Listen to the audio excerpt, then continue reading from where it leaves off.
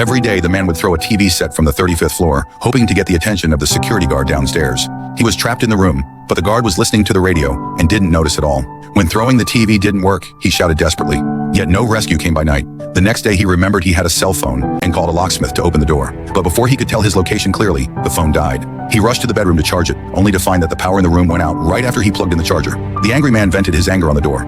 Later, he thought of using toothpaste to write a distress signal on a cardboard and threw it downstairs. However, due to the air current, the cardboard landed on the roof. So he wrote another one and stretched his hand out of the window as far as he could, but it still ended up on the roof. When he was about to write a third one, the toothpaste ran out. Then he unwrapped the bandage on his hand. After writing, he threw it down with his last hope. Finally, the cardboard landed where people could see it, but after waiting a whole day and night, no one on duty noticed it. Just when he was about to give up, a woman found the distress letter. He was excited to see her walking towards the building. Soon, the woman found the building and asked the security guard if anyone lived upstairs. The guard replied that no one had lived in the building for 2 years, and there couldn't be anyone there. Hearing this, the woman left in confusion. The man was still waiting for rescue, but there was no sign of it. When he saw the woman leaving, he realized she hadn't come up. He was so desperate and helpless. Then he made a bold decision. He lit a torch and burned the clothes tied to the window, hoping someone would notice. Seeing the fire wasn't big enough, he threw the mattress on it. Seeing the big fire, he danced happily, thinking it would surely draw attention.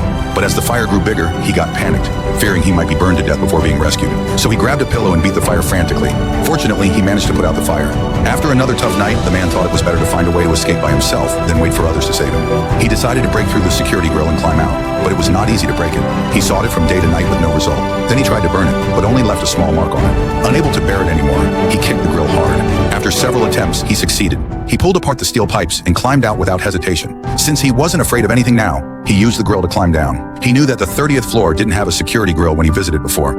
As long as the door on that floor wasn't locked, he could escape. Soon he climbed to the 31st floor. When he was about to put his foot down, he quickly pulled it back because there was no place to land. But he quickly came up with an idea. He took out his belt, tied it to the bottom of the grill, and prayed that it could bear his weight. After making sure it was tied tightly, he started to climb down slowly. When he let go of his last hand, his feet gradually touched the railing below. After standing firmly, he dared to let go of the belt. Then he just needed to hold the wall above tightly and move his body slowly aside until he climbed onto the balcony. He thought he could escape right away, but unexpectedly, the window was locked. But it didn't matter. There was nothing that a kick couldn't solve. So he kicked down one of the windows. Then he walked to the door with anxiety.